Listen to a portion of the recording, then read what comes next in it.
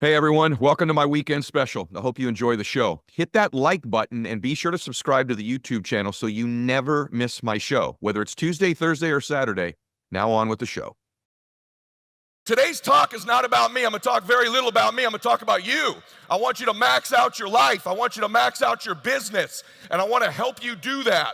See, when you were born, let me ask you a question. The doctor slapped you on the ass, make sure you're okay, didn't he, right? Then he sat you probably on your mama's chest or put you in the nursery. I doubt when he handed me your mom, he goes, hey, here's one of the average ones. Mediocre kid you got there. Congratulations. See, you were made to do something great with your life, weren't you? And you've always known it. There's always been this little voice in your head since you were a little boy or a little girl. You've always known there was something special about you. Those of us that have faith in the room, we know we were made as a masterpiece. We know the Lord looks at us like we can do anything with our lives through him, don't we? Is that right?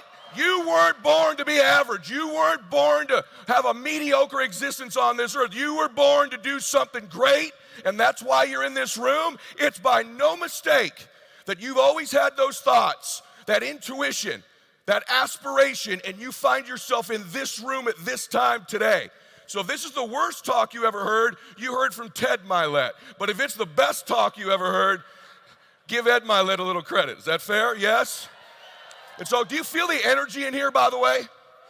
Because see, the difference between maxing out 10x in your life has a lot to do with energy. There's a winning energy, right? People respond to what they feel more than what they hear. In fact, as I'm speaking right now, you already feel different the first 3 minutes of this, don't you? And the reason is you can feel that I mean what I'm saying. You can feel the transfer of energy. Let me ask you a question. What do you make people feel? And the more you become conscious of what you're making people feel, not what you say, not their opinion of you, but what they feel when they're around you, it's going to make all the difference in the world of whether or not you're going to influence them to change their lives or participate with you in business, your company, etc. Do you hear me on that? Say yes. Because the day he slapped you on that ass, a race started. Listen to me. A race began. And it's a race that started that first day when you were born to the last day of your life. And that race is to finally reach the ultimate version of you. You're chasing down the person you were born to be, that you were destined to be. And since that day started, the world, the people around you, are trying to get you to conform to average. They're trying to get you off that track to finally meet your twin someday, the best possible version of you. Every single day has to be a pursuit to get better, to improve, to grow, to stretch, because you are ultimately chasing the destiny version of you. Do you hear me on that? Say yes. So every decision you make in business, every call you have, whether you go to the gym or not, you need to put it through this paradigm, through this barometer. Does this decision, does this relationship I'm in, does this choice I'm making right now put me closer to becoming that man or woman or further away? Listen, you got to get a little bit more intense about your life, about your business. You got to stop being so dadgum casual. You got to get in the game. If you're going to play the game, let's play to win it. Let's play to max it out. Let's play to 10x it. Right or wrong, right? I want you shaking. I want you feeling it. I want your intensity level to go up. Not in this room, but when you leave this room, you're focused on more energy, more intensity, more focus. Because these people you see speaking here, they're not smarter than you. We're not better than you. I don't like when we get up here, I'm rich. You know what? Who cares if I'm rich? I care whether you're rich. I want you to live richly. And I can tell you, I don't like it sometimes when we come to events like this because you always see the after. If this was a weight loss ad, we're all ripped up here. The power of the weight loss ad is you see the fat lady, then she's the skinny lady, right? You don't see the before, you're only seeing afters here. The before with me is an introverted, shy guy, insecure guy, low self-esteem, afraid of public speaking. That's the before me, a broke me. And I'm not going to get into the details of that, but I want that to give you hope because it's decisions we make to chase that best version of us every second, every day, that every day alters the direction of the course of our lives. We've all made decisions that we regret. That decision took me off course. That decision put me further away of being the best life I could have, the best version of me. When you were a little girl or a little boy, there was somebody who knew you were special. It was your grandma, your uncle, a coach, a teacher. There's been one person in your life, hasn't there? They're the one who knew you were special. There's always one. If you're blessed in life, you may have 2 or 3 of those people. Just picture their face for a second. Who was that person that when you were a little girl or a little boy, they just looked at you a little different? They just knew you were special. They knew you were great. They knew you could do something great with your life. See, I think the key to being great in business is being that person in other people's lives. I don't believe in faking it till you make it. And you can listen to all my podcasts and know how broke I went. But I'm going to prove to you how crazy entrepreneurs are. Because you know what entrepreneurship is, right? It's the greatest self-discovery process in the history of mankind. Isn't it? You learn more about yourself, what you don't know, your resiliency, how tough you are, what your weaknesses are by being an entrepreneur. It's probably the greatest self-discovery program in the history of the world. It's also this. It's the greatest self-improvement program with the highest compensation package possibly attached to it too.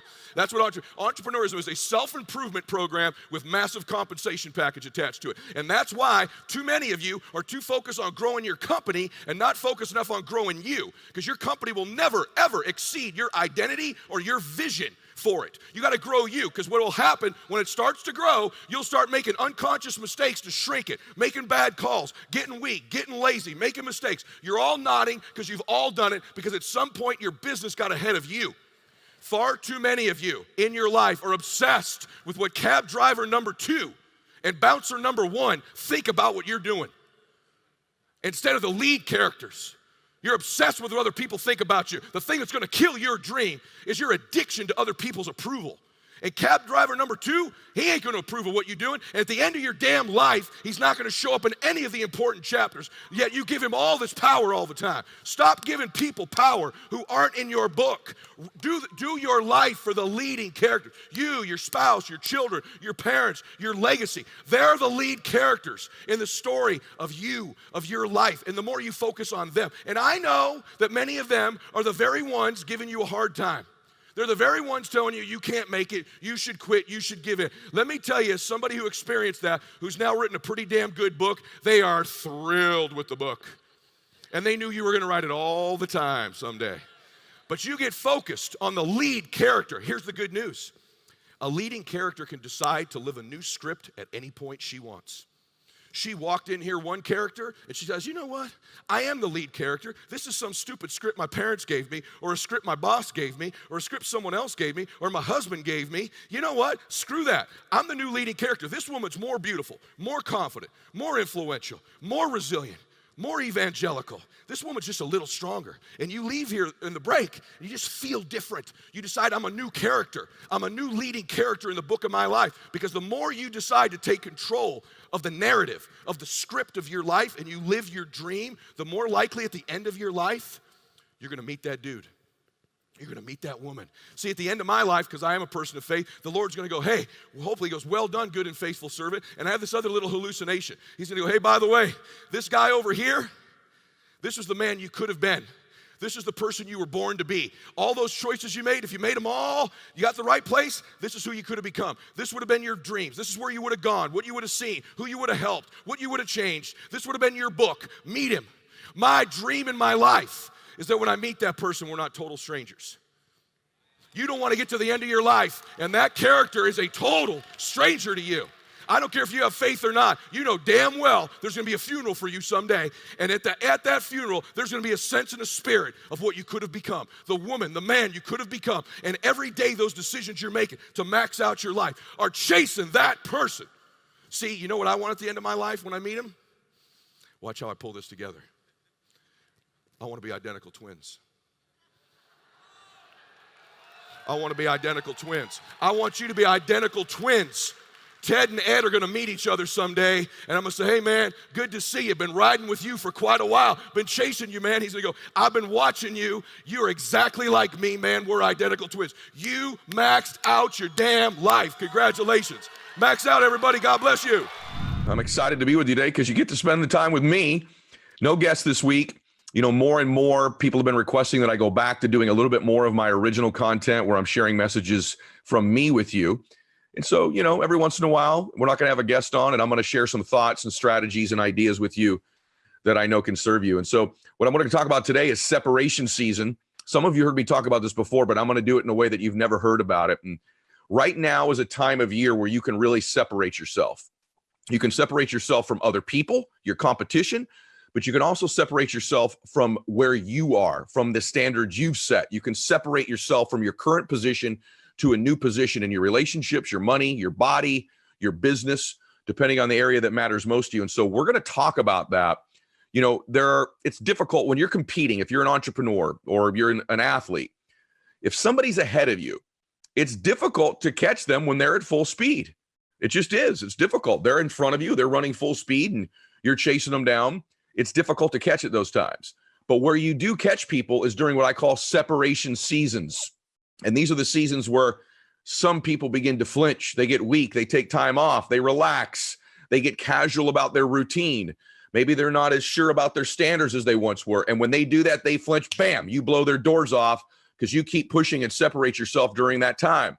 You can separate from all kinds of different things. And again, I want to remind you, this isn't just about competing against other people. It's separating yourself from where you currently are, which is what all of you want to do. It's called growing.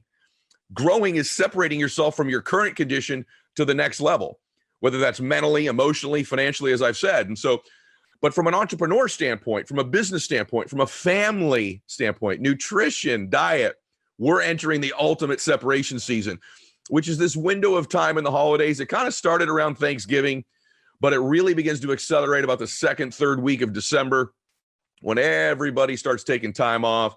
They start cooling it. They don't show up to work like they did if they're an entrepreneur. They're not really hustling. They start making all these excuses in their mind. Well, clients don't want to meet with me during the holidays, so I'm going to take a bunch of time off. Or everybody eats bad this time of year, so that's when I'm going to eat bad. Or everyone spends money during the holidays that they don't have. I'm going to do the same thing. And that's when they get weak. They flinch. And if you can get even more disciplined, more focused, you can begin to lap people that are in front of you.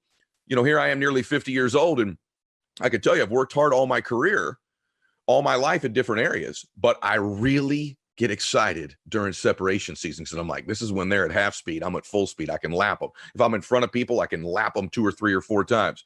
And it's also where I've separated myself from the former me. You know, we're coming down to the end of the year. There's just so many days left when you're hearing this at the end of the year.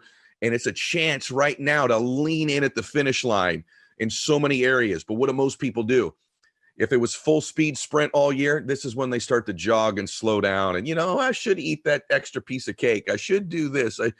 And they get off their game. And so today's going to be about separating. Those of you that are listening to this, to take advantage of this, to get excited, to go, this is when I get them. This is when I get after it, right? Because in life, I've said many times, in life, we really will never exceed what we believe we're worth. We just never will. And so if you can begin to do things you think other people aren't willing to do, or maybe do things the former you weren't willing to do, you begin to believe that the new you deserves things other people won't get, and the new you deserves to get things the former you didn't get either. And so this is why this season is so critical. And I've stacked up maybe 30 straight separation seasons. There's other ones. There's summertime, right? There's times like that. And we're going to talk about some of that right now. And so, but right now is the big one. You all know what I'm talking about, right? Everyone gets kind of casual. Everyone slows down. And one day turns into 3 days, turns into 4 days. You know, Christmas is a holiday. It's not a holimonth. New Year's Eve is a holiday, not a holimonth or a holiweek. But people keep taking these holiweeks and holimonths this time of year. And it's when you get them. It's when you get the former you. It's when this new version of you emerges. And so take advantage of this season. It's the greatest of all seasons. And I can tell you, it's one of the reasons why, if I do have some good things going on in my life, is I separated during this time. I separated from the old me and I separated from my competition. So let's talk a little bit about what some of those things are. Number one, right now, you know, in business, people are going to start slowing down. Here's the truth. Planning doesn't take that long. You can do planning in a pretty quick window of time, right? You need to get after it. You need to execute. There's 12 months in a year. There's 365 days in most years, right? But don't go start planning 21 days before the year on a plan you could have done on New Year's Day anyway. You know what I'm talking about. Let's not make any excuses to do that. For you achievers, you want to separate this time of year, but there's a subtle thing that most people don't realize about themselves. If you're not a real competitive achiever type, maybe you're more of a belonger. I want you to hear me very closely, because there's a lot of people that fit both descriptions. You like being on the team. You like being a part of a squad. You like being part of a family environment. You're kind of that person who loves to be a part of something, but maybe not lead something. You have a really hard time doing the work this time of year because unconsciously, subconsciously, listen to me, you don't want to separate. You don't want to pull away from the pack. You love these people that you're around. And so unconsciously and subconsciously, you start slowing down as to not pull away, even though you know these things could pull you away from the pack because you don't want to leave people. You like the people that you're around. You're kind of that person. So if you're that person, you got to evaluate that. Is there some element of you subconsciously or unconsciously who purposely doesn't do the things you know you should be doing to separate? Because you don't want to separate from where you currently are, and you don't want to separate from the group of people that you're around. And this is something that most people don't process. And so let's talk about some basic places you could separate. Number one, let's talk about your fitness. This is the time of year where people start missing gym days, don't they? Don't they? But you right now are going to make a conscious decision. I don't miss my routine. In fact, I double up on my routine. I'm not going to miss workouts. I'm not going to miss my gym sessions. I'm not going to make any excuses about parties or stay home orders. Now, if you've got COVID or something like that, obviously you're going to be working out at your home or push-ups or some nature like that, but you're not going to use COVID as an excuse not to train or work out. If you can go to a gym, if you live where you can still go to a gym, you're not going to use holidays or parties as a reason not to do that. You're going to let other people miss those workouts. Other people, the former you would have missed this workout, the former you would have made a COVID excuse. The separating you doesn't do that anymore, and that's going to produce a better version of you. So that's one place you could separate. Nutrition this time of year. You're going to have all kinds of temptation around you, aren't you, about eating foods you probably normally wouldn't eat. But what do? We go, well, it's Christmas. But what if you could not, I'm not saying don't eat the dessert, but could you separate? What if you decided, I'm just going to do it a little bit different than everybody else because I want to convince me I'm doing things other people aren't willing to do. I'm going to convince me I'm different from the former me and from the people potentially that I want to pass up. There's two types of people listen to this. One of you is like, I'd really like to change me and get better than the former me. And then there's the other ones, you're like, I want to do that, and I want to smoke some people in life and business too. I'm competitive. Both are okay. But when it comes to eating, let's just say when those desserts present themselves, you know what I'm talking about, right? What if you just ate half the dessert? Maybe you're not so crazy you don't eat any desserts. You want to enjoy your life. The holidays eat half the piece of pie. It's the same flavor after the first 3 bites. That's what I found out. It's the same cake on the 5th bite it was on the 3rd bite, so I'll eat 3. It's the same taste. Right? If it's going to be an unhealthy meal, it's going to be, turkey and stuffing and all that stuff around me. If you do that, or in some cold enchiladas or whatever it is you're doing, tamales around Christmas time, the different foods that we eat in our cultures, the Italian folks with our lasagnas around the holidays, whatever your traditions are. It's not that you don't want to eat it because you want to enjoy your life. What if you just ate half of it? Right? What if you were in portion control? That's a way to separate yourself. So it's little things like that. It's when you're at the gym, it's the separation season of doing that one more rep that I talk about, the one more exercise. In fact, I have to share with you, I was at the gym today, and my gym has moved outdoors here in California. At least fortunate that the one I go to in Orange County, at least they move their equipment outdoors. Many gyms have just shut down. And at the end of my workout, I was doing abs. Today was a shoulder ab day for me. And I'd done my shoulder workout and exactly what I had prescribed. I did one more rep and one more in all of my different sets because I believe in that mantra of one more. Doing one more separates me. Remember that one more, right? And so, but when I was doing my abs, I had picked 3 exercises I was going to do. And I'm like, wait a minute, it's separation season. Everybody's just doing their normal ab workout. I'm going to do one more exercise on my abs for a 4th ab exercise set. Separation. Does that improve my abs? Maybe, but it improves the way I look at myself. And when I left that gym today, I did stuff the old me wouldn't do. And I did stuff most people working out there aren't willing to do. I deserve at 49 years old to have the body of my dreams. So I'm convincing myself through what I'm separating that I deserve those things. I'm not in competition with other 49-year-olds, but I'm in competition with the 48-year-old me. I want to be more fit. I want to feel stronger. I want to feel more powerful, more flexible, right? More energized than I did. And so these little separator steps, you stack them up, especially in the season when everyone else isn't doing it, and it magnifies. So it's important not only to do separation season, because I'm challenging you to do that. It's important to give yourself credit and be intentional about it when you do it. To go, I did it. And you're stacking that in the bank of changing you. They're deposits you're making. But if you're not aware of deposit, imagine you went to a bank, you made $1,000 deposit in the bank, but you didn't get a deposit slip to prove that it was in there. You didn't do anything to validate the deposit, right? That could be concerning. Well, a lot of people do these separation things, but they don't get the deposit slip. They don't go, I did it. The deposit slip of life is acknowledging and giving yourself credit for doing the things that serve you that the old you wouldn't do or other people wouldn't do. So it's not enough just to do it. You have to be intentional about giving yourself the deposit slip, the credit that's required. That's what begins to change our identity. That's what begins to change our subconscious and unconscious mind, and eventually even our conscious thoughts. How about having some separation moments this year with your family? How do you separate your family? How about some separation moments? What could you do this holiday season that's a moment that you've never had before? Think about, how can I separate my family from every other holiday we've had?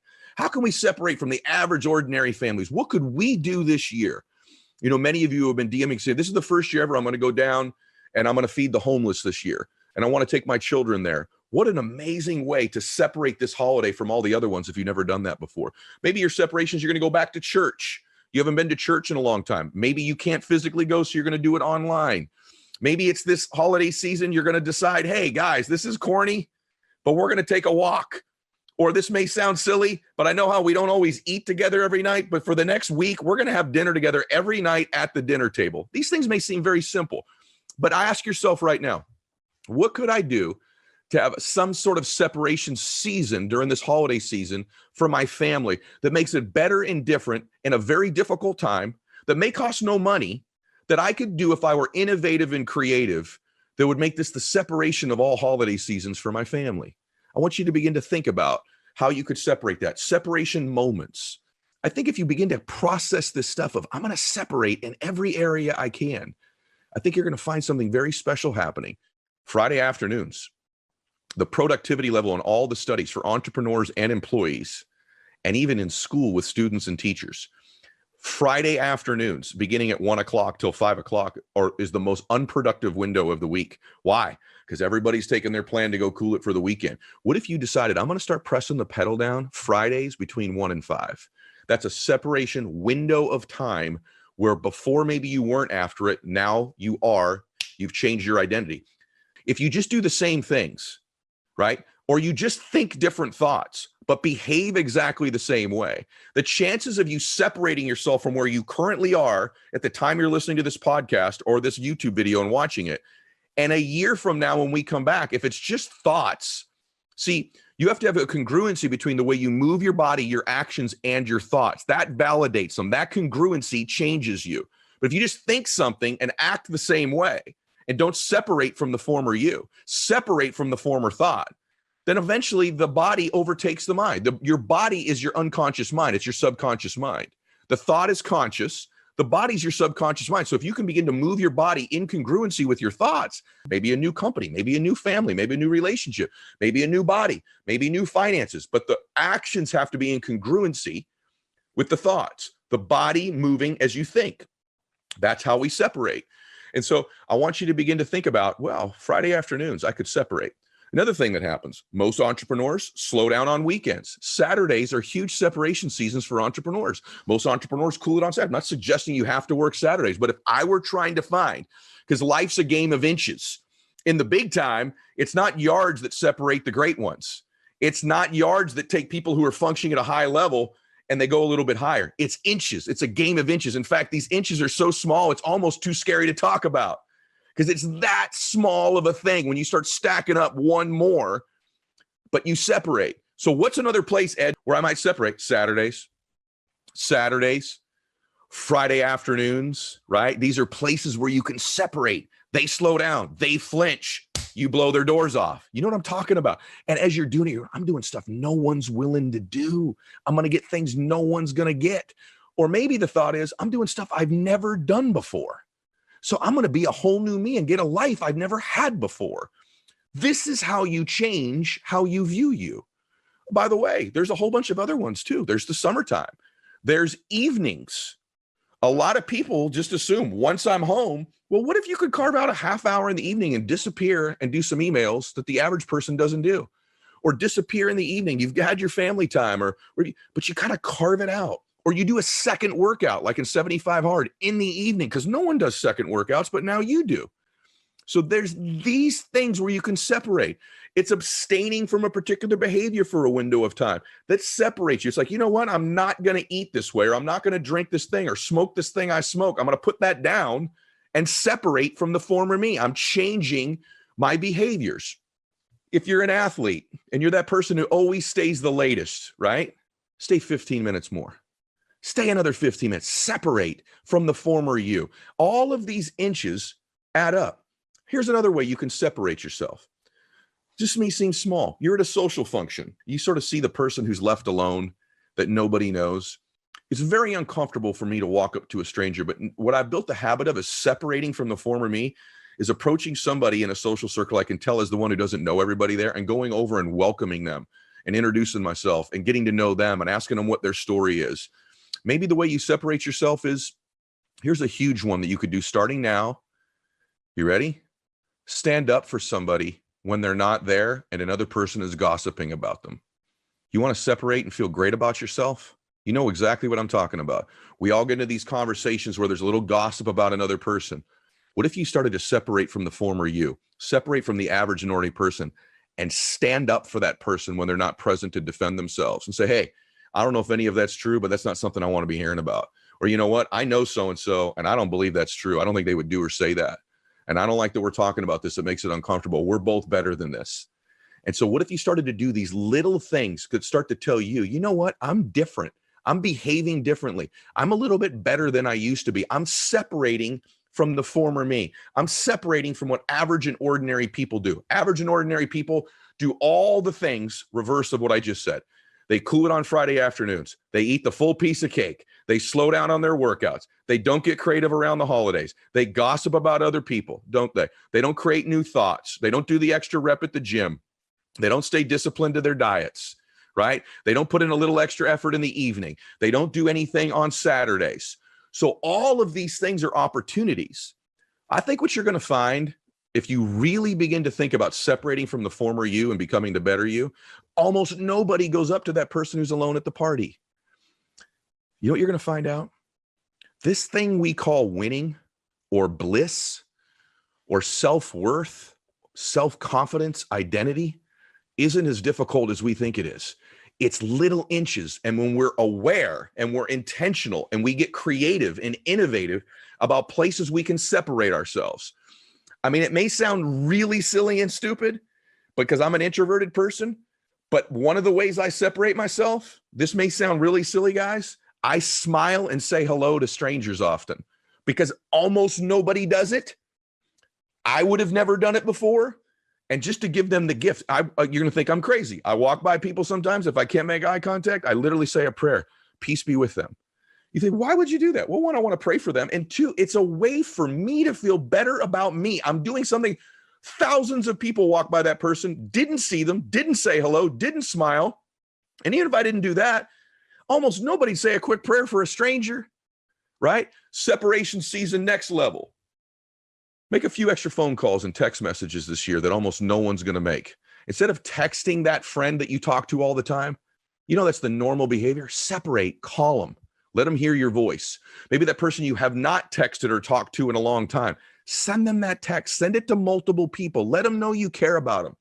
You know how you all get that text everyone sends, Merry Christmas, Happy New Year, that everybody gets? Separate yourself and make them voice notes this year where you personally say it to somebody. Takes a little bit more time, might be an extra couple hours. Do it. You want another way to separate yourself? Do it before New Year's Eve and do it before Christmas Eve. I'm gonna give you a tip. Everyone gets all their messages on Christmas Eve and Christmas Day. How about you leave your voice notes or your text message 2 or 3 days early? Hey, I wanted to be the first, or I wanted to get in there early before everybody's hearing about you. I wanted you to know I was thinking about you. When New Year's happens, how about doing it December 29th? Just say, hey, New Year's is coming. We're all going to get flooded with messages. I've already made my plans. I know you have. And reach out early. That's a separator. It makes you different. It makes you unique. And it makes you begin to separate from the former you, and you separate from your competition. If you want to move apart from where you are currently, it's what you're going to do now, right now, and into next year that's going to make the difference, not what you say and not just what you think. Now, I've done millions of hours with you guys on what you think can impact how you act. I understand all that. But at the end of the day, there's too many people just thinking they can think their way into changing their life. You can't think your way into doing it. You must physically do it. You must physically separate. And I'm going to give you the mother of all great news about separation season. You ready? Millions of people are hearing this show right now or watching it, and less than 1% will do any of the things I've said. Is that incredible? Less than 1%. So by virtue of doing anything I've said today, any of the things, not all of them, and some of you will do all of them, but any of them, any one of them, you have separated yourself from about 99% of the people. But more importantly, if you do just one of them, you've separated yourself from the former you into a growing, better you. So I love separation season. When they get weak, when they flinch, when they relax, when they kick back, when they take a holla month or a holla week, we take our holiday, and even on our holiday, we find our little goofy, crazy ways to separate ourselves. And you know what you could do really big time this holiday season? Separate yourself by having more fun. See, none of the things I said can steal from fun. Don't have to take from your fun. What if you decided this is going to be the most blissful, most fun holiday of all time? And you know what? It doesn't matter what the conditions are. I've had some health issues too. I've had some family issues too. I've had my best friend and father pass away too. So I understand all that. Okay. I relate to a lot of the pain many of you are going through. I connect with that. I'm being vulnerable with you. And guess what? This is going to be the most blissful separating season of my dadgum life, because I'm going to honor these difficult times by coming out of this a better man, an improved man. And I don't do that by hoping it or thinking it, even though those things help. I want to hope, I want to think, but I got to do. And there's simple little things. These inches are the separators. The sad thing in life is people think they have to make these massive dramatic changes in order to create the catalyst for long-term change. Most massive change are simple fine-tuning type carburetor adjustments that we make that end up overhauling the engine of our life long-term if we're willing to get creative and innovative. So I want all of your thoughts, your vision, your paradigm, the matrix you start to see the world through starting right this moment. How can I separate? How can I separate? Separation from competition, separation from the former me. How can I separate my body, separate my mind, separate my family, separate my moments, separate my nutrition, separate my business, separate my money. Everyone's spending extra money. I ain't doing that this year. I'm separating. Everyone overeats. I ain't doing that this year. Everybody cools their workouts. I ain't doing that this year. Right?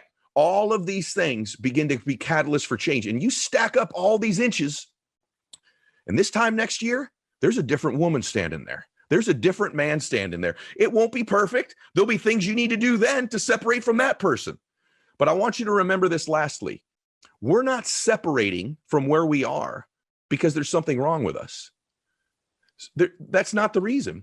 You're exactly the way you're supposed to be because that's exactly who you are right now. All you can do is start from where you are, one day at a time, one more at a time, and separate. And guess what? In a year, you'll be exactly the woman or man you're supposed to be at that time. And we'll be talking about separating from there as well. That's the journey of life. We're either growing or we're dying, right? And I want you to grow. And we grow by separating. So today was brief, to the point, tactics, strategies. Share this with people. Get the message out to your teams if you're in business that it's time to separate as a team, as a company. Get it to your children, your family, the athletes you know. It's time to separate. Hey, welcome back to Max Out, everybody. Today is a show that I call it a thick show, meaning you're going to write a lot of notes. It's very granular, very tactical. You're going to learn a bunch. The reason you're going to learn a bunch is I have a very uniquely qualified man to visit with you. Rich Diviney was a Navy SEAL, but he was also, and I can't say what group he was a part of, but let's just call it a very elite group of SEALs without using the name. And Rich was in charge of selection process and also human performance. So you talk about an elite group like that, and then, you know, understanding the attributes required to perform at that level, and then the teachings. And so he's also got a book out right now, ironically called The Attributes, that cover these very, very things. And we're going to get in depth with it today. So Rich, welcome to the show. Thanks for being here. Thank you, Ed. It's an honor to be here. So thanks for having me. So I got to tell you, it's an honor for me, and I'm going to learn today too with you. And I told you, off camera, I can endorse your work because many of the things I've taught, you've just been able to apply them in scenarios that I can't even imagine in your life. So first things first, I talk a lot about peak performance. You make a distinction in the book between optimal performance and peak performance. So any of you listening to this that are leaders of groups or just, want to perform at a high level consistently, I think this distinction is really powerful. So give us the difference. Yeah, absolutely. And it really came to me as I left the military, and people were asking me a lot about peak performance. And what I realized was I wasn't comfortable with the term in defining what Navy SEALs or spec operators do. And the reason is because peak is, at least to me, peak is an apex, and it's an apex from which you can only come down. And it usually has to be planned for and prepared for and scheduled. So, for example, the professional athlete or the NFL player, uses the entire week to prepare and plan to peak for 3 hours on Sunday, right? And so it really didn't apply to what we were doing every day, because when I thought about, for example, myself in some combat situations or even SEAL training, when you're freezing in the surf zone, there was nothing peak about my performance, right? We were just kind of moving through. And so I really started thinking about it in terms of optimal performance. Optimal performance is really what's the very best I can do in the moment, whatever that best looks like, right? So sometimes that best looks like peak and it looks like flow states and everything's clicking, right? Other times that's like, hey, I am head down and I'm just taking step by step, and that's all I got, right? And it's dirty and it's gritty and it's muddy and it sucks.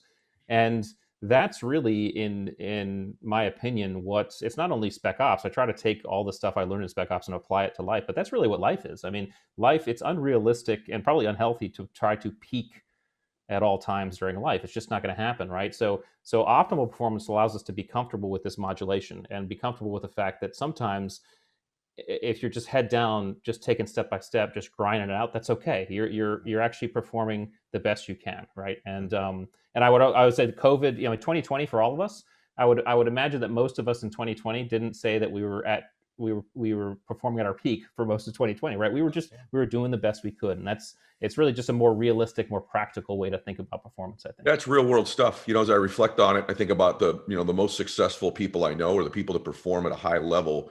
Really, the key is they do it more consistently than other people. They do it under pressure, which we're going to talk about in a little while as well. Right. Whether you're an athlete or a dad, it's under pressure. How do you perform? How do you respond to certain conditions? So you were in charge of the selection process, and you make a distinction in the book. And by the way, when you're listening to this, everybody, these are attributes you wish to embody if you're going to be happier and a higher performer. It's also attributes you want to find in people you want to surround yourself with as friends, as associations, colleagues, business partners, etc. You make a distinction, though, that's awesome between skills and attributes, because this is something I think most people discount themselves. Well, I don't have the incredible natural talents or skills, so I'm discounted from performing at a high level. He makes the case, guys, in the book, SEALs are regular guys. And I have to say, I've got to know a few. And I don't know that I disagree with that necessarily. I think there are extraordinary things about a few of them, but I tend to agree with you as an outside observer. So what's the difference between skills and attributes? Yeah, it's a distinction that I had to make when I was running the assessment selection, because our particular program, we were bringing in very experienced SEALs, and we were putting them through our process, and we were still getting about a 50% attrition rate, which is natural and okay. But the problem was we weren't able to effectively articulate why. And we weren't able to say why to ourselves to be comfortable with that. We weren't able to tell our senior leadership why, but most importantly, we weren't able to tell the candidates why they weren't making it. And these are guys who are coming in, they were kind of all stars and rock stars, and to be able to not to be able to tell them something like, well, you couldn't shoot very well, or you couldn't do this very well, it just didn't seem to fit right. So I had to really break it down, and in a very general, basic sense, skills are not innate. They're not inherent to our nature, right? None of us are born with the ability to ride a bike or throw a ball or shoot a gun in the military sense. We can be taught them. We can sometimes sit down in a class and learn them. They direct our behavior in known situations. So here's how and when to ride a bike, throw a ball, shoot a gun. And because they're visible and because they're set up that way and in kind of steps that you can learn and teach, They're very easy to assess, measure, and test. And this is why most teams, especially business teams who are kind of putting together dream teams, make the mistake of focusing only on skills, the best salesperson, best graphic designer, best marketing, whatever it is. What the problem with skills is that skills don't tell us how we're going to operate when things go south and sideways and the environment turns completely uncertain, right? Because you can't necessarily apply a known skill to an unknown environment. This is where attributes come in.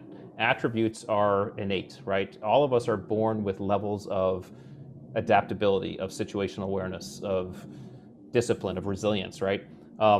They don't direct behavior, they inform our behavior. So they tell us how we're going to show up to a situation. So my level of adaptability and resilience, for example, informed the way I showed up when I was learning how to ride a bike and I was falling off a dozen times, okay?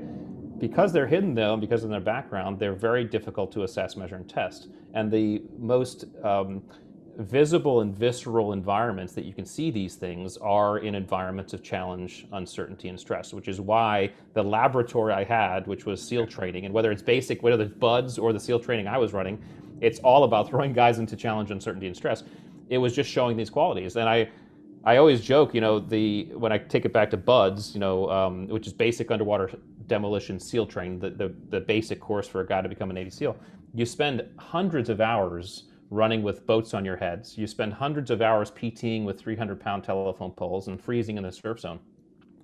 And over a 20-year career, I've been on hundreds of combat missions and I've done thousands of training evolutions, and never on any one of them did I carry a boat on my head or a telephone pole on my shoulder, right? So what they were doing to us in buds wasn't training us to be a Navy SEAL, right? It wasn't teaching us the skills to be a Navy SEAL. What it was doing was just teasing out these attributes. It was seeing if we could do the job, right? And so this is where we have to start thinking about making distinctions when we're putting together teams, and even in our own performance. Our performance, especially in challenge, uncertainty, and stress, is driven by these attributes, and that's really important to know. Well, I think also when I hear that, I think of so many things. I think of even with our own children. We're always evaluating their skill set, but if they're really going to be flourish in their life, why not help them identify what their giftedness or attributes are, from what you call it? Then I'm thinking of all the people I've recruited into different businesses I've had, and I think, you get these people with these perfect skills, perfect background. You're like, they're going to just crush this. They're such a great speaker. They're going to be great in sales, except you don't know how they're going to respond under pressure. That's right. Failure. And it's these attributes. And I have seen people with, frankly, far lower skill levels with exemplary attributes long-term have this optimal performance. I always use Tom Brady because people think I'm a whack job, but I think of Brady, not tremendous skill set, but some of these attributes that you write in the book, I was actually thinking of him from an athlete standpoint. Yeah. Give us a little bit of a gift. There's 25 of them in the book, guys. When you were selecting, and I'm sure all 25 were important, were there two or three that really were requisite or stood out that were, you really looked for in people? Because I don't want to give away the entire book. Yeah. But what are a few of them that you could share with us that are attributes that are they're almost mandatory for optimal performance? Well, so first, I'll answer that question because I know people are curious. But the first thing I want to caveat is that the list of attributes to be a Navy SEAL is going to be different than the list of attributes required to be an athlete or a salesperson or a teacher or whatever, right? So that list changes. So it's incumbent on you as a team leader or a leader, if you want to understand what attributes you need for your team, to figure out what that list looks like. Sure. And this is how we also position ourselves properly in the environment, right? Sometimes some people have a better makeup for being a nurse than they have for being a Navy SEAL, right? And that's because of the attributes they come to the table with. If we were to talk about buds, SEAL training, I would say the most important attributes are the grit attributes. So you're talking about courage, perseverance, adaptability, and resilience, and then probably the drive attributes. Which, there are 5. There's self-efficacy, there's discipline, there's open-mindedness, there's cunning, there's narcissism, which we can get into that later if we want. Narcissism is an attribute. Narcissism as an attribute, yes. Okay, no, you're not doing that later. I got to know this. That's fascinating to me. Yeah. Cunning and narcissism. Just give me a little flavor, then you go right back into that. Absolutely, yeah. So, and it's the most asked about one anyway, which is good. It was probably one of the most fun to write. Let's start with narcissism. Narcissism is obviously a pejorative word, and narcissistic personality disorder is a bad thing, right? The DSM-5, which is a psychology Bible, will state 9 criteria which will define. I think if you have 5 or more, then you have narcissistic personality disorder. However, when you read those 9, what happens is, when I read it, I was like, wait a second, okay, I don't have that, but sometimes I kind of have a little of that, right? And it really kind of made me think about why I became a Navy SEAL in the first place, and think about when my friends would talk about why they became Navy SEALs. Certainly, we were patriots. Certainly, we loved our country. But we just kind of wanted to be badasses, and we wanted to see if we could do something very few people could do. Okay. There's nothing wrong with that, and that's a little bit of narcissism talking. Okay. This is biological, right? When we're paid attention to by our parents as infants, we are getting hits of dopamine, which is a very powerful feel-good chemical, serotonin, which is kind of a bonding, trust, I'm protecting you chemical, and then oxytocin, which is another bonding chemical. So that combination is powerful when we're getting paid attention to. This translates to adulthood. All of us, to some extent, want to, at some point, feel special, feel loved, want to be paid attention to. Okay, that's a natural thing. And if you have an audacious goal to be a rock star, a Navy SEAL, an entrepreneur, very successful, to stand out, to be special, there's nothing wrong with that. That's a little bit of narcissism speaking, and it can drive you. And that's why I put it in. I love it. So I gotta be honest with you, I'm thinking of all these friends of mine that are what I called peak performers, but to your point, optimal performers, because they don't just peak, they do it consistently. Mm-hmm. And there is a little bit of a quality of that. And Yeah. even a little bit of self-thinking, meaning, I want to get this attention. I want to do something significant. I want to prove something to myself Yes. that's special. And so I really want to acknowledge that I agree with you on that. And I kind of jumped in there. I think you were on a little bit of a roll before I did that, but inside that answer you were giving, you create this mind gym. You also talk about resilience. I'm surprised that wasn't what you went to first, but obviously it's where you went. But resilience was one of them across the board, is it not? It is, although we have to recognize resilience is just the ability to bounce back, right? You still have to get through it first. Yeah, but you make a distinction in the book. I'm not interrupting you, but you make a distinction. It's not just, you make a distinction about how you bounce back, when you bounce back. I'd love for you to go into that a little bit, because this is huge. When you get rejected in sales, if you get knocked down, that's fine. Oftentimes it's the length of time you lick your wounds. That's right. So could you talk about that? It's one of my favorite parts of the things you teach, because I just believe it's so true and it's subtle.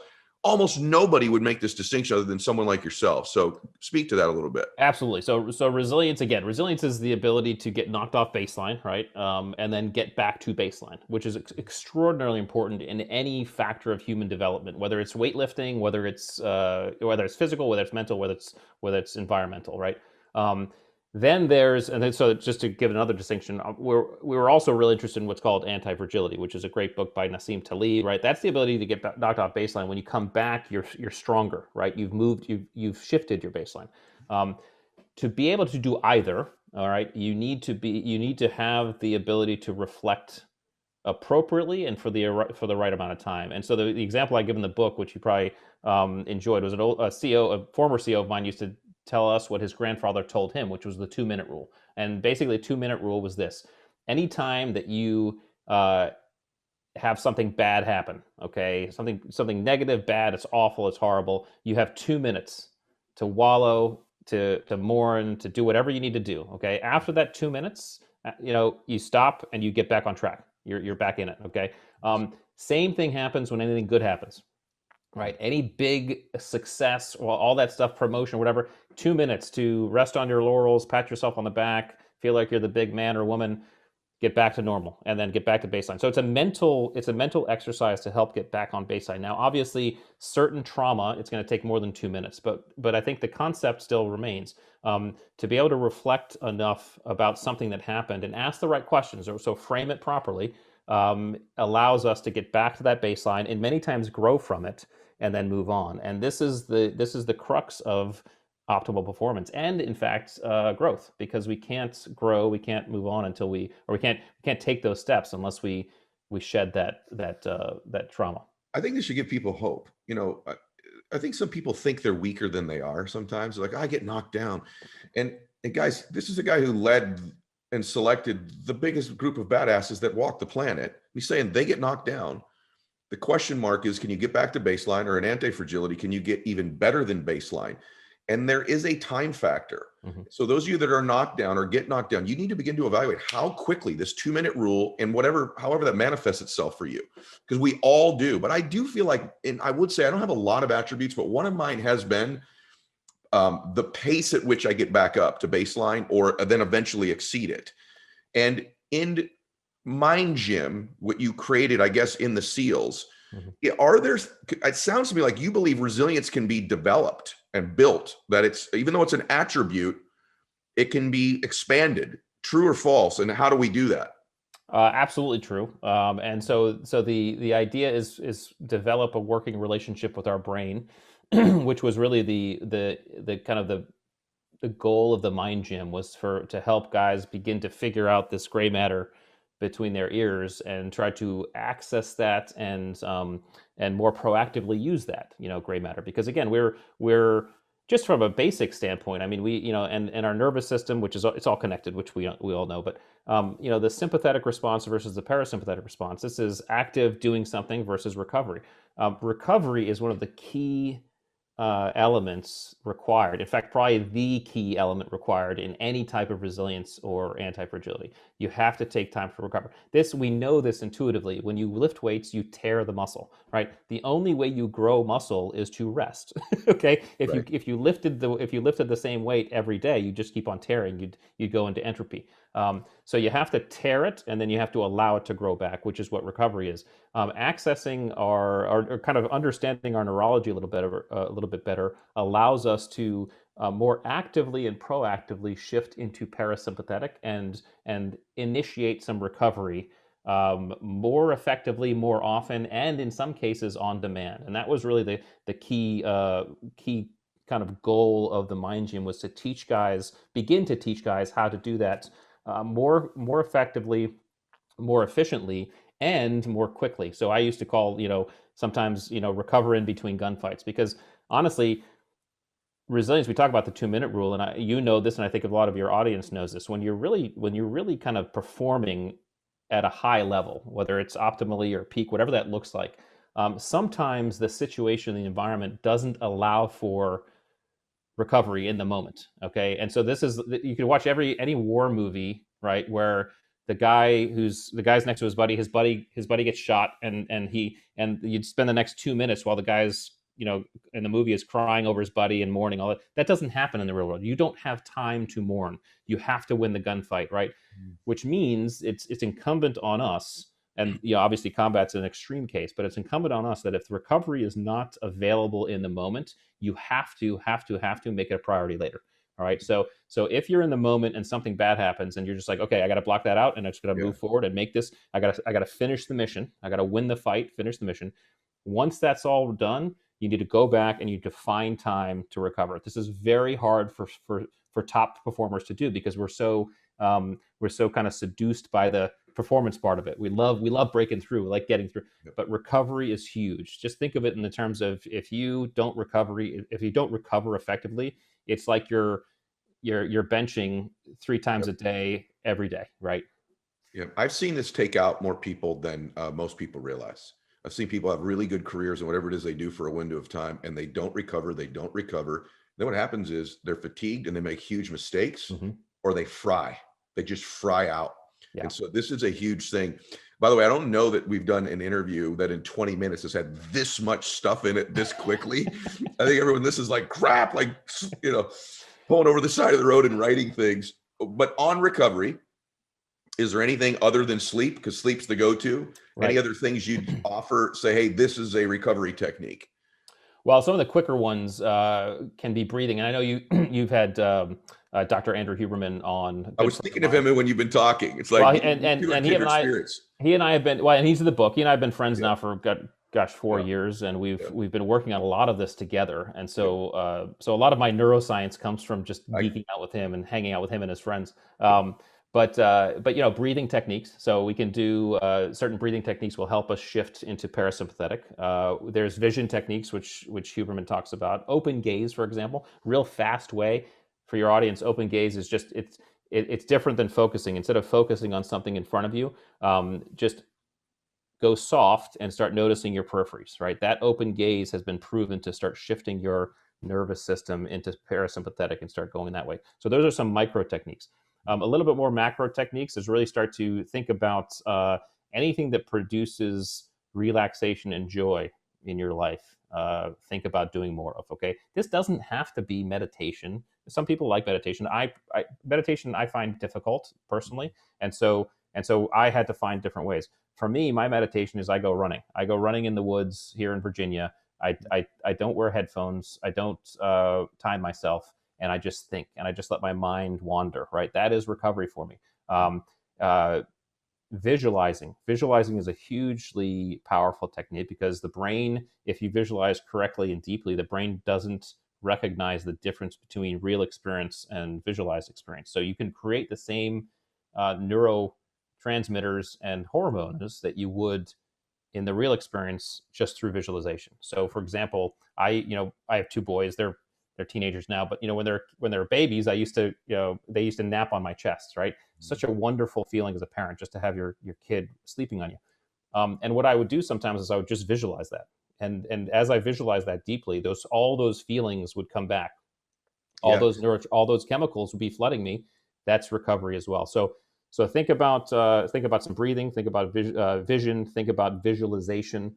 And then you could do things like, yoga, meditation, the float. I'm a big fan of float tanks. I don't know if you've ever tried the. I love float tanks. Love those things. And then of course sleep is the kind of the coup de grace of recovery. Yeah, I want to go back through that. So guys, we've talked about float tanks on the show before, and I've recommended it to friends of mine that even are struggling with some depression and even minor mental illness. So float tanks are big. For me, the things that you've listed, Rich, for me is float tanks. I do. Open gaze is something that I did as a child rather naturally, and so it's something I go back to. And the visualization stuff that he's talking about, guys, you can almost call it like awake dreaming, and it's something that I do. And one of the things is I'll repeat the same ones over and over again that had given me a previous good feeling. So for me, it's a very random moment in my life that when my daughter was a little girl, we're on a boat, and she asked me, "Daddy, can I drive the boat?" And she sits in my lap, and just the way my little girl felt, I had my arms around her. It was a little bit windy and cold, and it was like one of my favorite moments of my life. Well, I've played that video thousands and thousands of times, guys. And so that when I get into an anxiety or stress state or fatigue state, I go right to that video and it takes me back to that moment. I do it, guys, with silly things. Like before I do my labs, my blood draws with 10 vials of blood, I'll look away and I go back to the boat with Bella and I, because it's become reflexive. Mm-hmm. Those neurotransmitters, those synapses have been so connected now that I can go there anytime I want. These are real things that you can be doing to recover and also to perform at an optimal level. I love that you talk about this because it's very rare. I'm listening to you, I'm thinking, were you a little bit, pun intended, fish out of the water in the seals, the way you talk and think around the other guys? Not every dude I know is like you. Admittedly, I was a little bit fish out of water, yes. Yeah, you had to be, man. You had to be. You're so soft-spoken and gentle. Mm-hmm. And you're such a big, strong man. Is this new? Is this a different you? In other words, even the way that you speak, there's a cadence. You got to be aware of this. There's a cadence. No idea. Okay. There's a cadence. There's an ease. There's a pace to it. I'm curious or maybe you don't even know, if I met you 20 years ago, did that exist? Was this always your disposition, so to speak, or has your disposition changed as you've been willing to share with yourself all of the emotions that a man should be experiencing? I've changed. I have to ask. I would like to ask Alexis. Let's ask her. What you think? He's changed. Even his daughter's here. She's off camera, guys, but I was curious. Even his disposition, and because I've noticed that with myself. I've listened to audios of me 20 years ago. I still have a deep voice. I'm still aggressive. I still talk quickly, but there was an edge and an aggression to even the way I spoke that is somewhat different now. And Alexis, you see that? Absolutely. People always talk to me about his whisper. Yes, he has this whisper. He talks very engaging and just okay. pulls you in. But that wasn't there. And It wasn't. I think, to your point, Yeah. it has developed as he's developed. I got it. Become more comprehensive. Okay. Even slowed down Yep. in how he speaks. But So those of you that can't hear Alexis, she's saying that he slows down. Even the way that he speaks is much different as he's changed. And I think that's an external manifestation of something that's happened internally within you. It's very noticeable with you. That's interesting. It's one of the things I noticed right away with you. Wow. Was that there's this strong man visually very strong man who is frankly strong enough to communicate in a very gentle and kind way that's pleasant to be with. It's not off-putting to be with. And I just think all of you should know that over time, I think Jason's an example of just subtle changes you may not even know, but your daughter knows sitting here, change That's within you. interesting. I had no idea. You said cadence. I'm like, you talking about riding a bike? Yeah, I have no is. idea. Yeah. It's the way that well, it's welcoming. Yeah. It allows someone to sit with you and be present themselves. Awesome, yeah. And I think when people become more vulnerable in the way they express themselves, it almost gives you permission in their presence to be that way. So and the reason I say this is it's just dawning on me, is that I have a son who's a kind young man. He's a gentle, pretty strong, much bigger than me, much stronger. But I'd like to think that maybe a little bit of that is because he was fortunate enough that the former me isn't the one that raised him. That for the most part, it was a guy who had done some of this work that raised him. And I just think it gives people permission to be in your presence. I want to share something with you and then ask you about it, because I see this all over you. We have more in common than you might think, in that when I played baseball when I was done playing college. I was unemployed, just living at my parents' house. My dad gets sober. He goes to his first AA meeting. My dad gets sober. Comes back from the first meeting, says, I got you a job. Turns out it was an orphanage. It was a boys' home, a big one though. My boys were all removed from their homes, or their parents were incarcerated or dead. And but what I discovered by working with these boys, I was their big brother. I took them to school. I was there when they opened presents on Christmas Day. You know, took them trick-or-treating. I was there when they got in a fight at school or broke up with their girlfriend or whatever it was. People always ask me, what do these boys want from you? And what I found from them was they wanted me to love them. They wanted someone to love them, care about them, believe in them, and maybe just show them how to live a little bit better. And as I got older and I got into business, people say, why'd you have some success in business? Because that's what everybody wants. All people want you to love them. They want you to care about them. They want you to believe in them.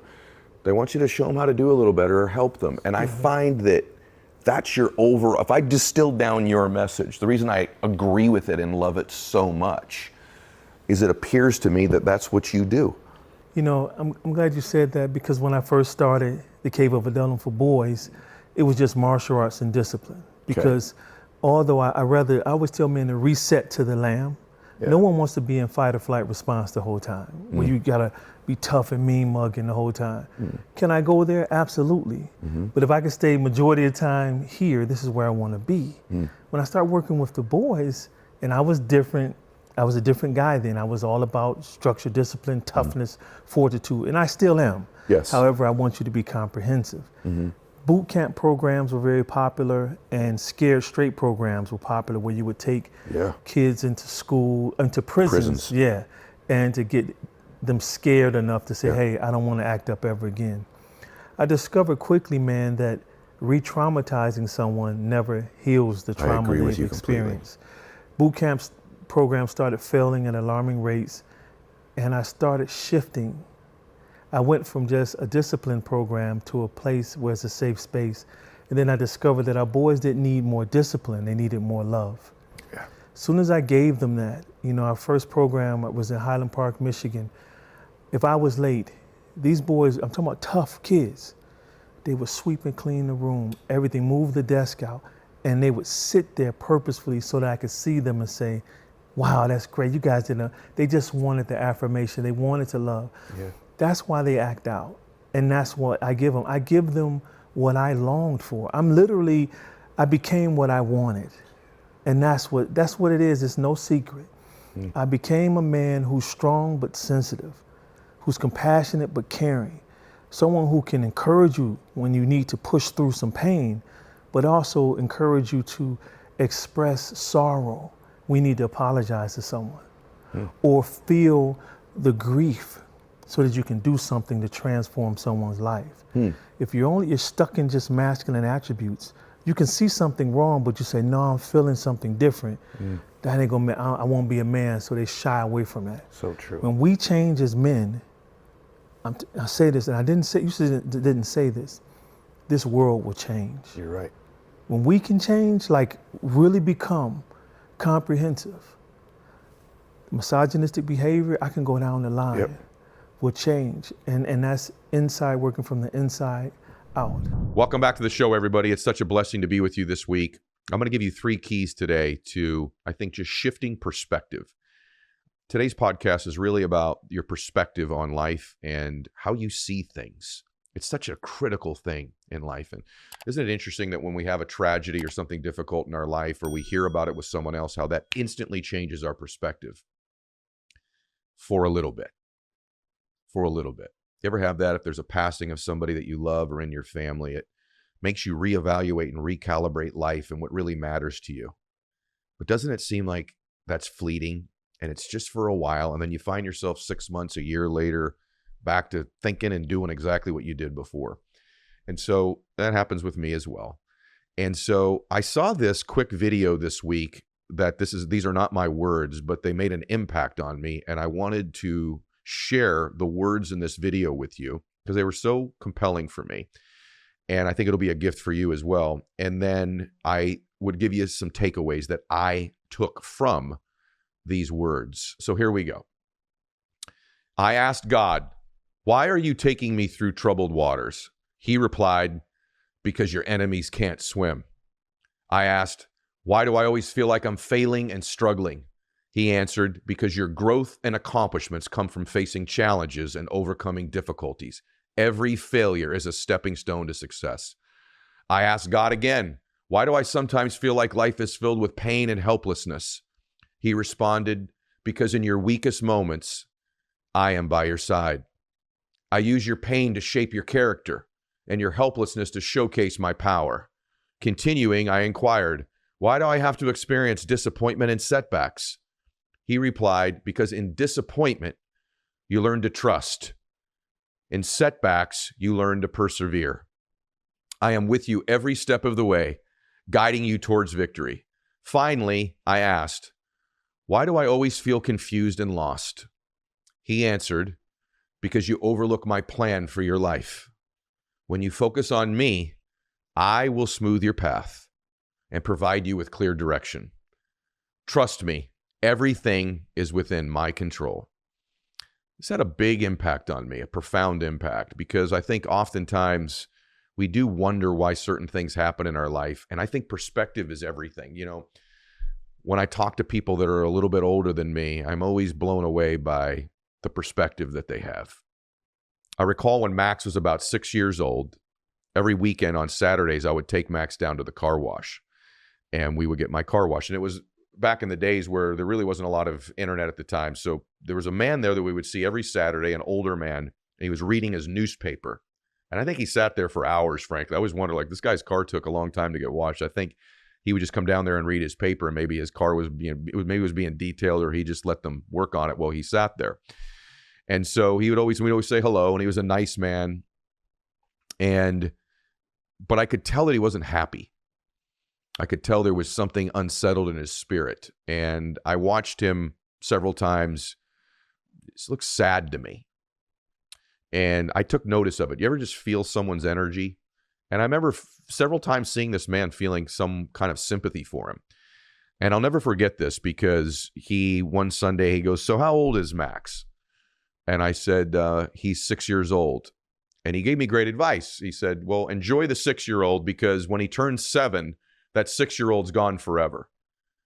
And if you're a parent, you know that's true. That 6-year-old really does go away, and there's a brand new person at 7. And he goes, "In fact, enjoy the 7-year-old, because once he turns 8, that 7-year-old's gone forever. They become a whole new person and remake themselves. And you know what? And enjoy him when he's 16, because when he turns 17, that 16-year-old teenager is a completely different person. They keep changing and growing."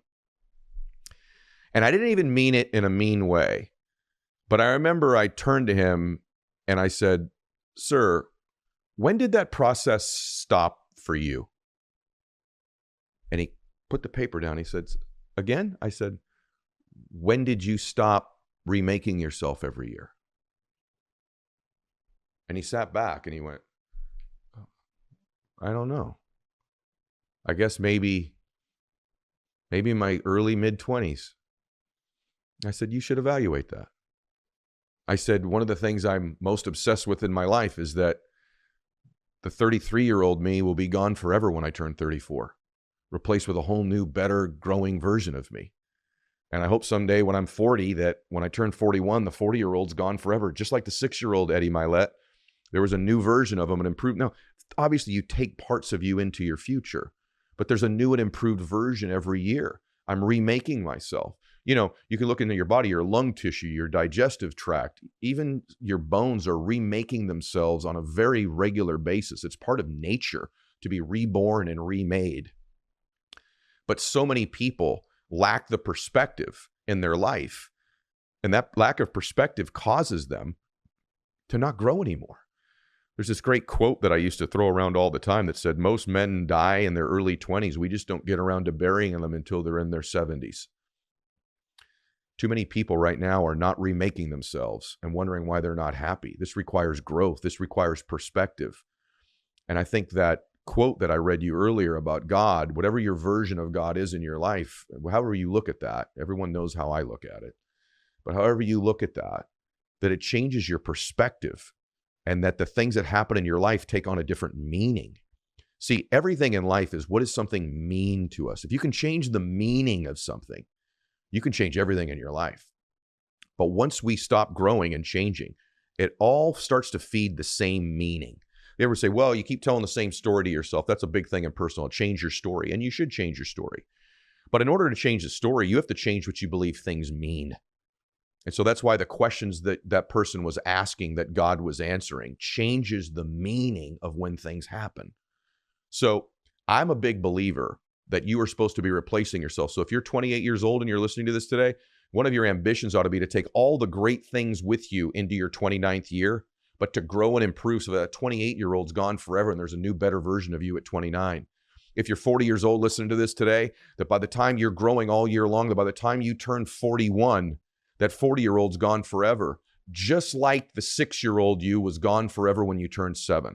Just like when you turned 8, the 7-year-old was gone forever. And just like when the 16-year-old turned 17, the 16-year-old was gone forever. If you look back at your life, you've changed and grown quite a bit, haven't you? But at what pace? At what percentage? How much? Right? And to what perspective do you need to accelerate this? And so I believe very deeply in life that the meaning we take away from experiences changes everything. And how do you change your meaning? So I'm going to give you 3 keys today to shifting perspective. Number 1, with that quote I gave you in the beginning illustrates. Number 1 is, ask a better question, have a better life. The quality of your life is really comprised of the quality of the questions you ask yourself, because the quality of the questions creates the quality of your thoughts. Quality of your thoughts defines the meaning. And so if you can begin to ask better questions in life, you can have a better life. But what you're doing right now, the reason you're not growing, if you're not, or you're not growing at the rate you could, is because you're not looking to ask a better question. See, the powerful thought of that whole thing I read to you is that it was powerful questions with better answers. So it was a pretty average question with an extraordinary answer from God. And when you begin to ask the right questions, I believe you begin to get the right answers. Your life is really a pattern of regular questions you're asking yourself. All this data that tells us 80 to 90% of our thoughts are the same every day, and that most of them are negative. Why? Because 80 to 90% of the questions you ask yourself are just autopilot. Why am I this way? Why aren't I happier? Why aren't I more successful? What are they thinking about me? What are they going to think? What are people going to say? You have the same questions all the time you're asking yourself, and so your perspective doesn't change. That's why I love talking to people that are at later stages in life, because you just see a peace about them and a wisdom about them that's come with time because they've had more perspective change in their life. That's why I think listening to podcasts, and hopefully mine at the top of the list, reading books and talking to people that are successful or happy can give you perspective. You want to do something that's unbelievably productive in your life? Go spend an afternoon at a retirement home or a nursing home and talk to those folks about their perspective on life. You really want to have a lot of change in your life? Get with a great coach and ask them quality questions. Get with people that have the information. And the person with the most information wins. And by the way, for me, the source with the most information, that's why I read this to you, is God. And so when I pray, I ask questions. And I find the higher caliber, higher quality, better, newer question, I elicit a better answer. So number 1 is ask a better question, have a better life. Number 2, shift your perspective and you shift your life. I have this great story that I was once told, and it's not my story, but Mother Teresa, I'll give you two of them. For most of us, if we were with someone who passed away, or we saw a car accident, let's say, and we rushed to the scene of that accident and we had someone in our arms that passed away, you and I would probably, our perspective would be, my gosh, I just witnessed a tragedy in my life. And that's okay. That's reasonable conclusion that you had witnessed this tragedy. I think it was Tony Robbins that told me this story. And he said, actually, Mother Teresa said that the greatest honor of her life was to be present with a person when their soul leaves their body and goes to heaven. So can you imagine the exact same event? You and I would sit there and say, this is tragic, this is horrible. Mother Teresa would say, this was the greatest honor of her life to be there, to watch this soul leave its body and go to heaven. Same exact event, different perspective, different meaning, different emotion, different quality of life. You following me? Perspective creates meaning, meaning creates emotion, and the quality of our life is the quality of our emotions. We have a completely different life. Mother Teresa, in an event like that, is such an unbelievable, it's an extreme example, but it's illustrative of everything is perspective and meaning. It's not the events of our life that define us. It's the meaning we take from these events. Let me say that to you again. It's not the events of our life that define us. It's the meaning we take away from those events. If you want to change your life, you can go back and begin to look at what meanings you've taken. Ask yourself, what would I need to believe about that event so that it would serve me? Not what do I believe? What would I need to believe so that it would serve me? I could have, there's all this data about children that grow up in alcoholic households. It's fascinating. Usually they're one way or the other. Either become extremely successful achievers or they repeat the patterns of their parent. Why is it that two children can go up in the exact same house with the exact same parents and have two totally different lives? Most of you are nodding probably when I say this. You're thinking of even your own family or somebody you know. Same two parents, same environment, same house, same upbringing, same information, two totally different lives. Why is that? Perspective and meaning. One person took away a different meaning from the exact same events, and the other one took away meanings that didn't serve them, made them shrink, made them negative, made them bitter, made them lose their confidence, and the other person didn't. What I learned from watching those events happen in my life is I learned what I didn't want to do. I learned when my dad got sober that people can change their life. I took those meanings away. So everything in your life is the meaning you take away from the event. And by the way, the meaning you attach to your work. There's this great story I'll tell you secondly. I believe it was JFK, and he was visiting Cape Canaveral.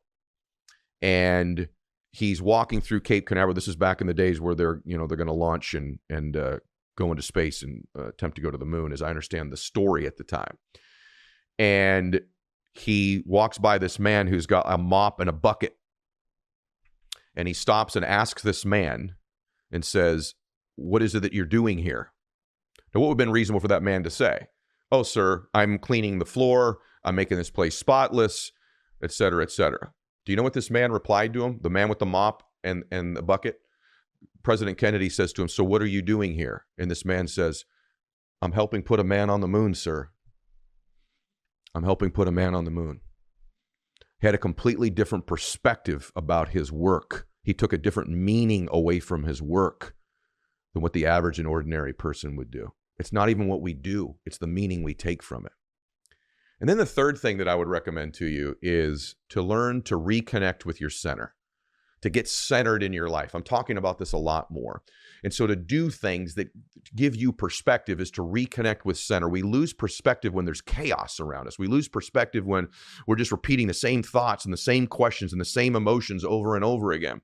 So in order to change that, one, you got to ask a better question. Two, you've got to shift your perspective and your meaning. And third is reconnect to your center. So what are the things you could be doing to reconnect to your center? For me, my center is my faith.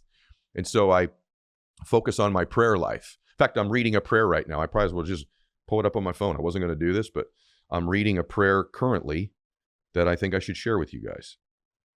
So here we go. Father, here I am before your throne with a heavy heart and an anxious mind. Come, Lord, and fill me with your holy presence. Let me rest and be at peace. Let me feel your protection. Let me feel as if I'm under the shadow of your wings, safe, hidden, and secure in you. Only you can give it and take it all. I pray, Father, please take my fear away and give me your peace that surpasses all understanding. You know that my life is in your hands. My trust and my hope is on you alone, Father. Thank you in the name of Jesus, amen. It's just a prayer I've been reading myself. I give myself different prayers from time to time that just change my perspective. So for me, by the way, whatever your faith is, I also meditate. I love vibrational frequency. I love to center myself. And so whatever your practices are, get back to those practices. Care for your body a little bit more. For me, I've learned that my center almost always has to do with my faith and my body. That when I'm connected to my body, this, what we would consider to be a temple, when I care for it a little bit better. So these things may seem very simple to you, but reconnect. If you're meditating, really refocus on it. If you've got prayer life, really refocus on it. For me, it's strange, but the more I do little things where I'm connected to my body, cold plunging, sauna. Here's a random one for you lately. I just love to stretch. Just stretching and some yoga has really helped me reconnect to my center. Something I've never done before. I'm a bigger guy. I always thought I'll get around to stretching. I'll get around to yoga. Well, this year, last 12 months, I've made it a pretty big priority. It helps me reconnect. It's just I'm present with my body. I also love to do earthing and grounding where I walk around with my bare feet on the earth. I try to get in the grass or on the beach if I can and just reconnect to that. For some reason, that helps me connect with my center. And then lastly, just one of my formulas is I love to be around water.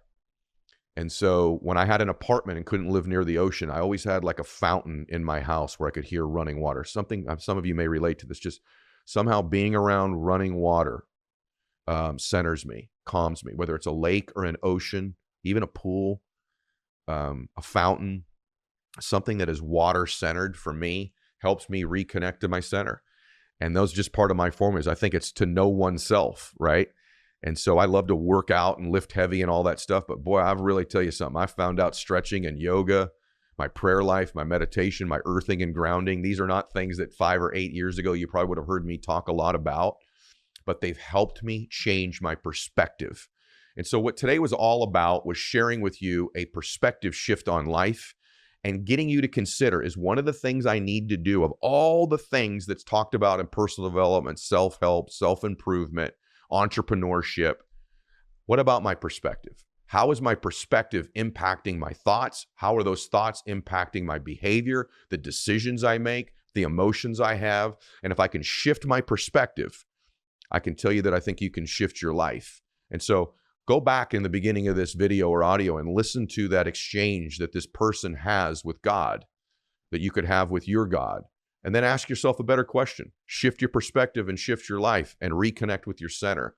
And I think you're going to find a formula and a recipe that may have change come find you, as opposed to you having to always go chase change. You can actually become somebody where change helps find you, where you magnetize and gravitate to yourself because of this incredible perspective you've had. And the last thing I want for you is to be a man or woman who in their 20s or 30s really dies, but doesn't get buried until they're in their 70s, 80s, 90s, or beyond. That's not what you want to be. You want to be that person who every year, that new birth date, that new time is replacing the former you, taking the best of the best from the previous person, fixing the things that aren't so good and growing and improving into that new year, just like the 6-year-old did, just like the 7-year-old did, just like the 16-year-old did. So should the 40-year-old, so should the 25-year-old, so should the 65-year-old. And I believe those are the key things to creating change in your life. Welcome back to the show, everybody. Excited to talk to this gentleman today because his work's fascinated me for a long time. The reason his work has fascinated me for so long, I went through this string for a while where so many what I'd call high-performing, successful friends of mine would say, have you read Atomic Habits? Have you read Atomic Habits? I'm talking about athletes, business people, entertainers. And I'm like, the heck is Atomic Habits? And I finally find out there's this guy, James Clear. Turns out he's written this book, like 5 million people have bought it. And I'm like, well, why have 5 million people read this book on habits? Because you know you're supposed to have them. And then I read it. I'm like, it's not one of these like have a habit book. It's like how your brain works, how to create habits, how to eliminate bad ones, and physically why in your brain you can do these things and why it's so necessary. So I've wanted James on for a long time. We finally put it together. I'm so grateful to share him with all of you today. So James Clear, welcome to the show, brother. Hey, thanks for having me on. Great to talk to you. Yeah. And I don't want to just talk habits today. I'm going to talk about some of your productivity hacks as well. Sure. Your work, bro, is I think I'd call it groundbreaking, because I don't think anybody's really approached habits the way that you have. But let's back up a little bit just for a second, because I think it's important for people to understand this concept you teach, that, everyone's always talking about taking massive action. You take massive action towards what you want. And you're like, yeah, you should do that. But your concept of getting 1% better is much more believable for most people. And so just address that for a second. Why 1% better every day, and how does a habit do that?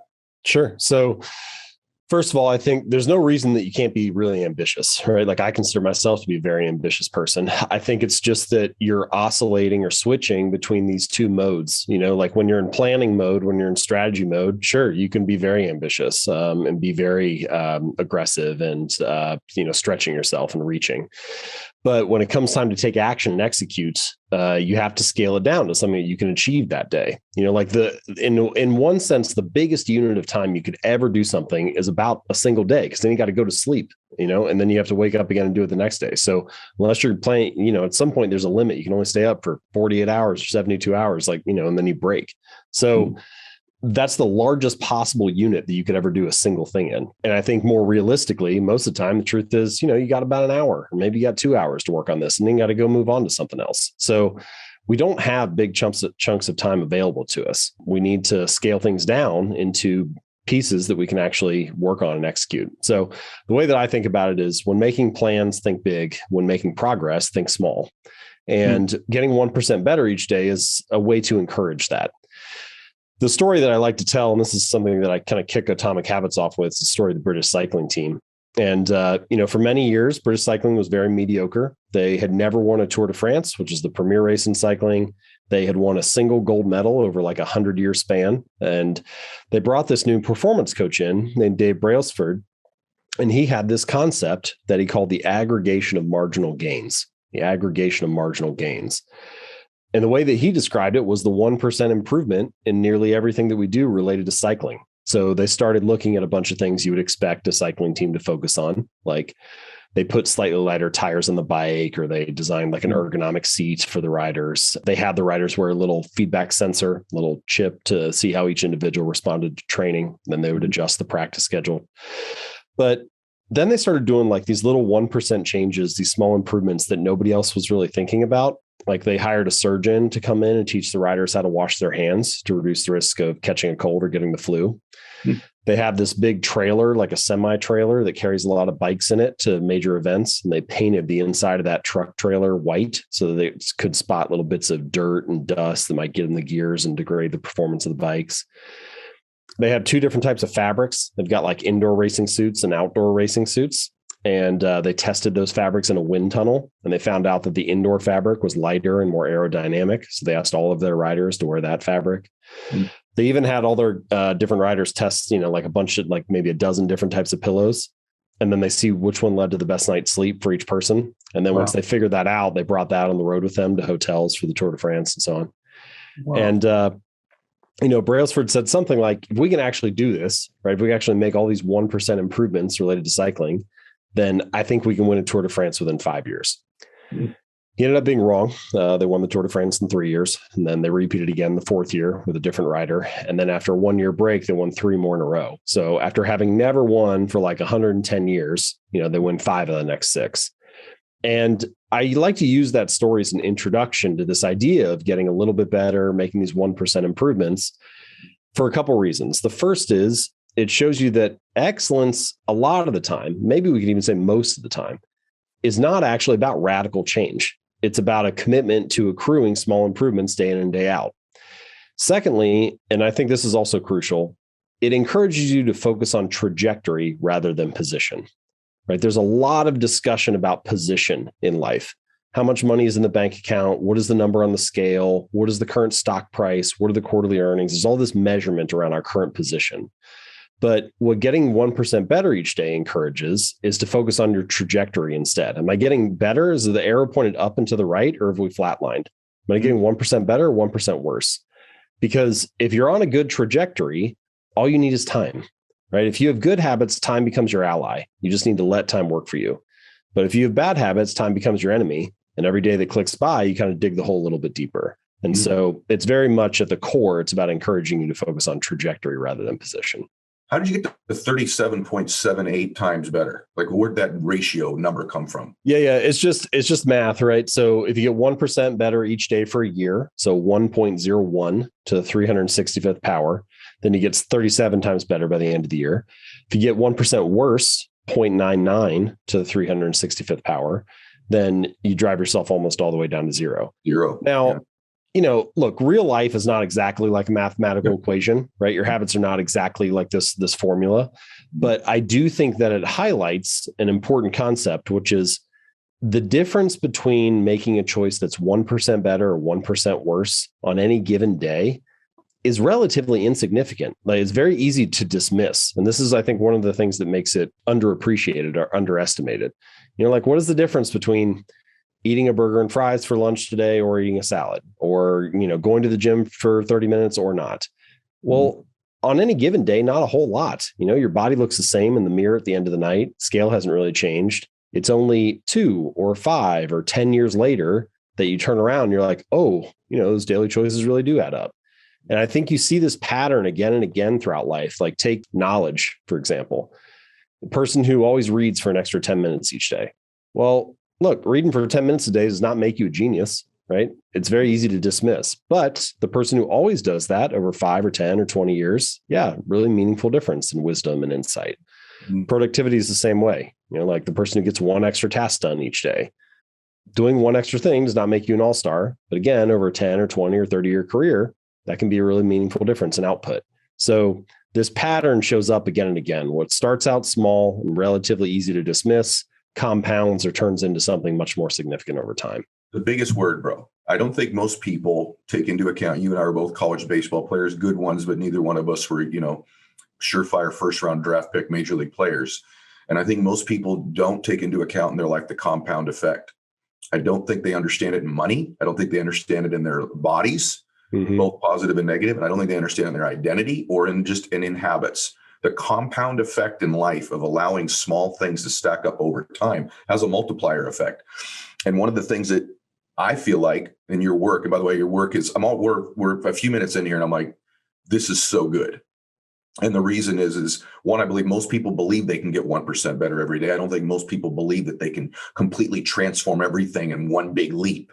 I think there's a multiplier, though. Do you agree that between doing the right things 1% or just better habitually every single day, not only are you actually making deposits of doing things correctly or better, but there's a part of your identity that starts to change over time about how you view yourself, that I am that guy who doesn't eat the hamburger and fries when he can choose to eat the other one. And you stack those choices and behaviors up over time, and you start sort of believing maybe you deserve something that you didn't deserve prior. Isn't there a factor of that, don't you think, as well? This is a huge part of kind of my philosophy and book, this idea of what I call identity-based habits. But essentially the concept is, and this, I think this is the real reason that habits matter. The surface level reason that habits matter is they help you be more productive. They help you make more money. They help you lose weight and get fit. And look, habits can do all those things, and that's great. But I think the deeper reason that they matter is that every action you take is like a vote for the type of person you wish to become.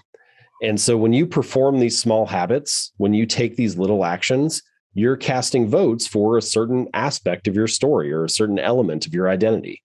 In a sense, every time you perform a habit, that's how you like embody that aspect of your identity. So, when you make your bed in the morning, you embody the identity of someone who's clean and organized. Or if you write one sentence, you embody the identity of someone who is a writer. And this is why it can be valuable, even to like do one push-up. It's like, no, that does not transform your body, but it does cast a vote for I'm the type of person who doesn't miss workouts. And eventually, as you build up evidence of that story, as you start to cast more votes for that identity, you have like actual proof to believe this, right? I think this is a little bit different than you'll often hear something like fake it till you make it. And I don't necessarily have anything wrong with fake it till you make it. It's asking you to believe something positive about yourself.